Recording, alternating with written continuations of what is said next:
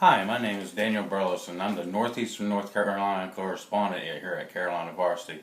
Today I'm going to be going over my top 25 teams in Northeastern North Carolina prior to the 2017 season.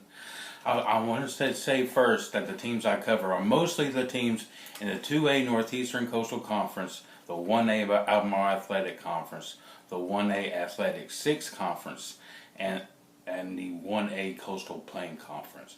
And you put all those teams together, you only have 24 teams. You're asking where my 25th team is. I live in Plymouth, and one of the closest teams to me is about 30 miles down the road, and a team called Washington, the Washington Pan-Pac. They're a 2A team, and they play in a conference that with other conference opponents I just can't not travel to. West Craven, Aden Griffin, Kinston, those teams are well over an hour and a half drive for me. So I'm trying to keep pretty local to myself, so I'll be covering most of these teams in my area only. With that said, here are my top 25. I'm going to start there at the bottom. Number 25, we're going to start out with the Beargrass Charter Bears.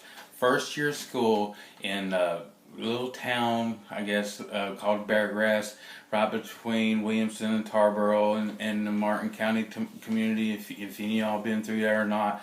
Always really good with basketball, little charter school. First year trying football and stuff. Coach Brian Carshall is going to get them a team together, and it's going to be rough going the first couple of games and stuff, but I believe they're going to be doing some good there in Beargrass. Number 24 is the Cape Hatteras Hurricanes. Cape Hatteras is a really small school, probably one of the smallest in the state. And it's kudos to them that they come in year out and year out, try to field a team out there. They don't have a lot to work with.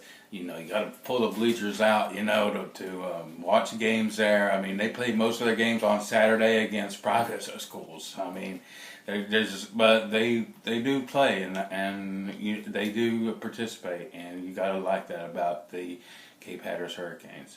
Number 23 is the Creswell Tigers. That head coach Wayne Rogers has been at Creswell going on his 32nd year now. He's been there quite a while. He's quite a character, and he doesn't have a lot to work with, I mean, there's low population counties here, and I live here in Washington County. Creswell's on the other side of the county, and I'm surprised they still have a high school, to tell you the truth. But they do, and they're still playing football, and here and there, for a few years, they've done all right. Just not a lot to work with this year. Number 22, we're going with the Columbia Wildcats. They had a rough year last year. They had a really good year the year before, and then they really fell off last year. I had a hard time going. I don't really know what they got this year. They will be competitive. Wayne Coe is a new coach, and so that tells you anything. It's going to be an uphill battle for the Wildcats. Number 21, the team I have forecasted to win the Atlanta 6, because Ocracoke is the 6th team. They do not play football. But the Mattamuskeet Lakers, the one and only team out of Hyde County, I have projected to finish that in number 21, the number 1 out of Atlantic 6. They had the coach last year was Jim Myrick. He went 5-7 in his first year, and so pretty good at Mattamuskeet when there's not a lot of things to do in Mattamuskeet besides hunting fish. I mean, if you like fishing, you like hunting, you're going to love Mattamuskeet, but there's nothing else. But it's good to see those kids, and reasonably so. You can see why the last bottom 5 of my top 25 all goes to Atlanta 6. Just not a lot to work with this conference, and that's the reason why the NCHSAA developed this conference in the first place, to segregate these schools away from the other schools, so they could be competitive, and I think that's right. All right, on to the countdown. Number 20, we have a new team that I'm covering this year, the Pamlico Hurricanes. They are in the Coastal Plains. They had a rough year last year. This is a coach tore his health 3rd year. He's kind of regressed the past couple years. They had a really good year under Coach Yost, and then things happened with that situation. And Pamlico's has got some good history there, and it'd be good to get them on a winning track. And we'll see what he can do down the road this year. Up number 18, we're going to go up the road in Robertsonville up to South Creek, where the coach Will Harrell takes over his second stint in this year. He's got some talent there. He just needs to gel it all together. Robertsonville traditionally has always been rich with talent. You just got to get the right players at the right time. And I'm sure Will Harrell will have the boys playing good ball before it's all said and done. We'll go on down to the Perk Women's Pirates is next on the list. New head coach in Rappernick looks to change up a culture there in Hertford that has plagued the Pirates for a while now. They really haven't been that great, but let's hope that they can tide and turn, because I really like to see the Pirates play. Let's go on down to number 17. The Camden Bruins, another new coach is on the scene. New blood, I guess we would say, as head coach Josh Blood takes over.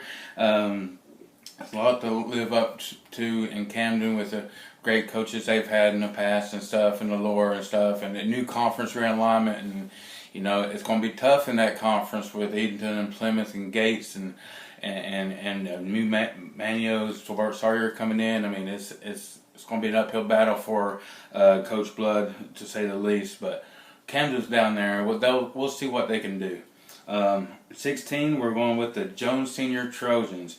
The coach, Greg Hampton, had spent some numerous good quality years at Jones Senior. Actually took them to a 1A regional final in 2008 and wound up retiring in 2009.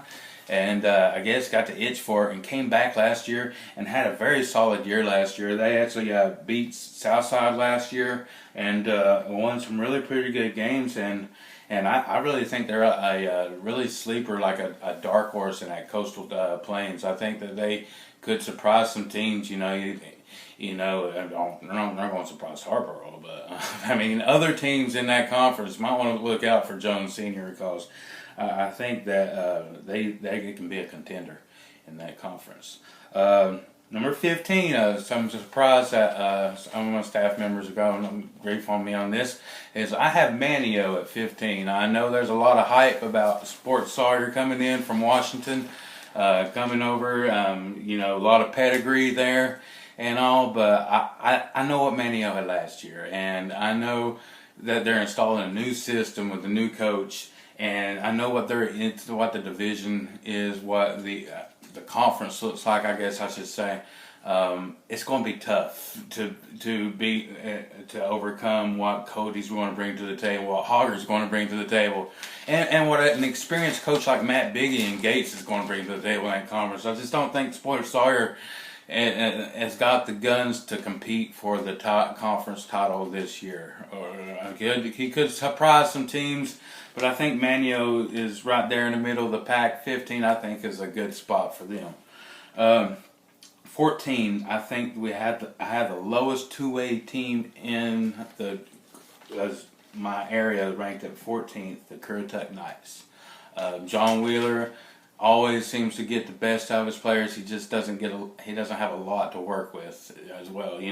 They're kind of isolated up there in that northwestern corner. They're one of the largest 2A schools in the state, but they're so far away from everything. And they've gotten a few good years. They've really put together some good winners and stuff. And he can always, sprout off a winner every once in a while. And this is always a team to watch out for. So Currituck is a dangerous team. I just don't think they're just that as good as the other 2A teams in the area this year. Number 13 is I've had their conference opponent, the Pasquotank Panthers. Chris McGee has came over last year, started out pretty hot, had a good winning streak, and then kind of just came back to reality with a 2A ball.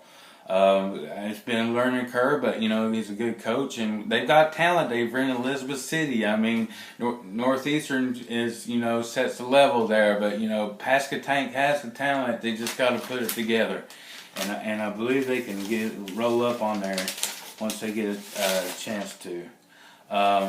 Number 12, the Northside Pinetown Panthers. What a year they had last year. I mean, I looked at the schedule, how they were the year before, and I'm like, there's no way.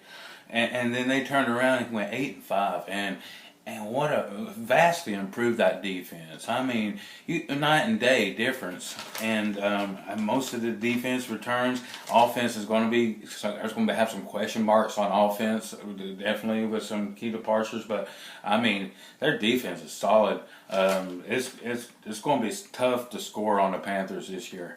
Going up the road to Windsor, number 11, the Bertie Falcons. Grant Mazzell came over with a lot of hype from South Creek last year.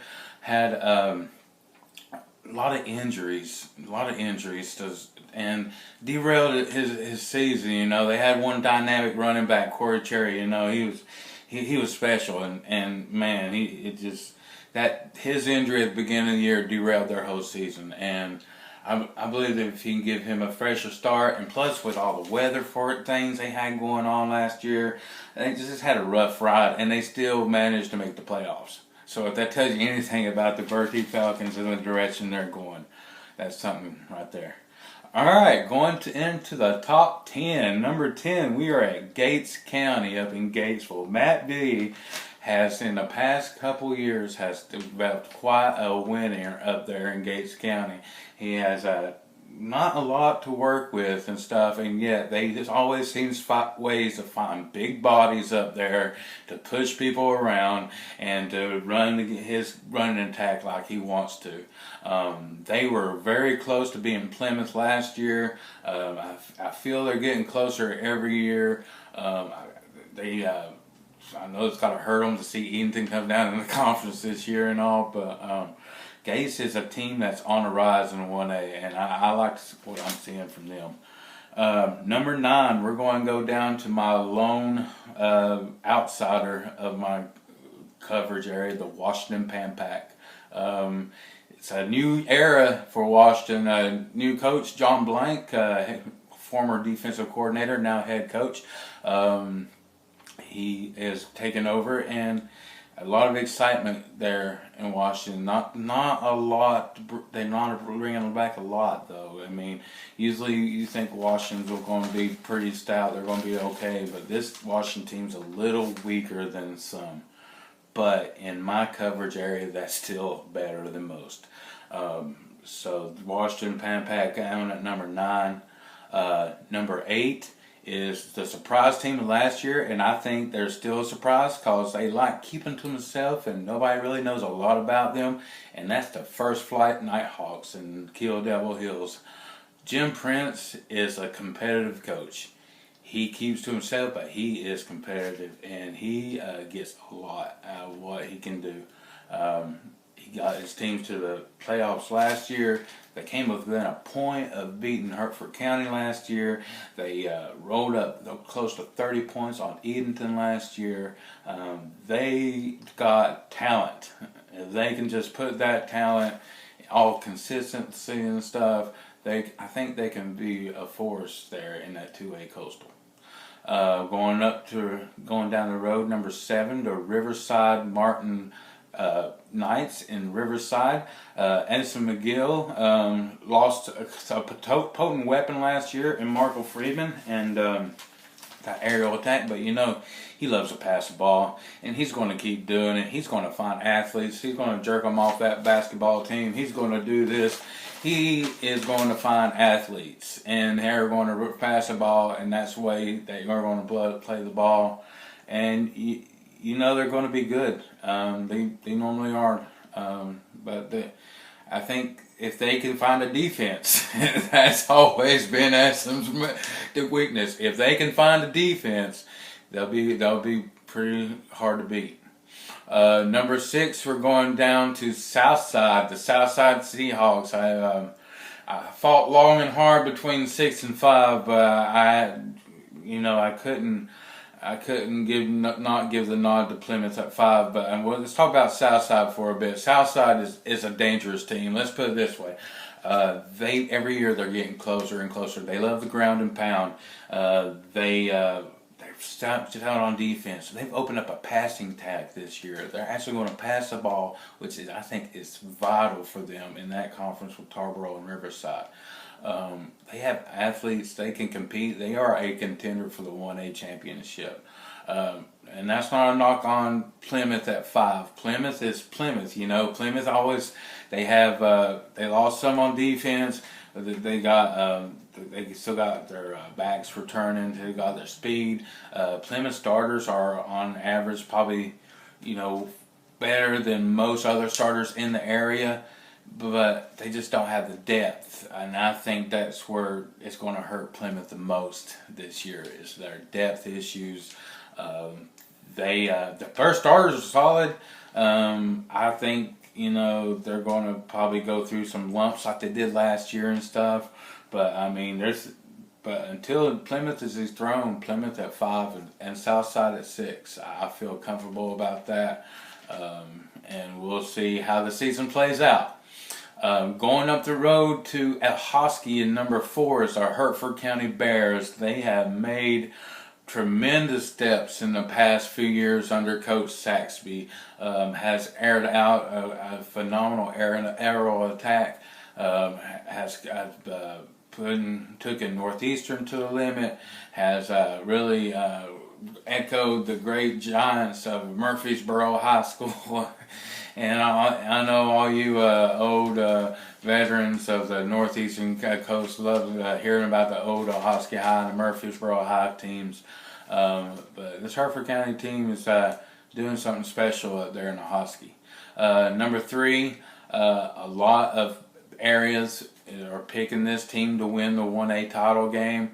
I like this team a lot. I don't think they have it more than what the other team does, but you know, you got to give what Edenton has done, what Paul Hargard and Wes Montera has done in Edenton, how they've just built that weight program up, how they've just, you know, built so much speed out of those players, so much. Those are so good. I mean, I hate to say it. I mean, and every team has a weakness, and I'm sure they have weakness too. But I mean, not much. I mean, it's going to be tough. It's going to be tough to beat Edenton this year. It's going to be real tough. No, what can I say? It's going to be tough. Number 2, we're going to go probably to the best 1A team, I think, in the state. Murphy might want to have something to say about that, but the Tarboro Vikings, I think, are the number 2 team in my area, simply because, I mean, I can't put it, my number 1 is your obvious choice. Tarboro has a lot coming back, and it's going to be rubbing roughshod. I mean, they're going to run their option spread. You're not going to know when they're going to pass or going to run. It's going to be Tarboro football at its finest, and it's going to be hurtful. But I just don't think they got the athletes that Northeastern has at 1. Northeastern has 4A talent, and they are primed for a state title run. I think they are probably the best outside of Shelby of winning the title. I mean, I'll go ahead and state my name on it now.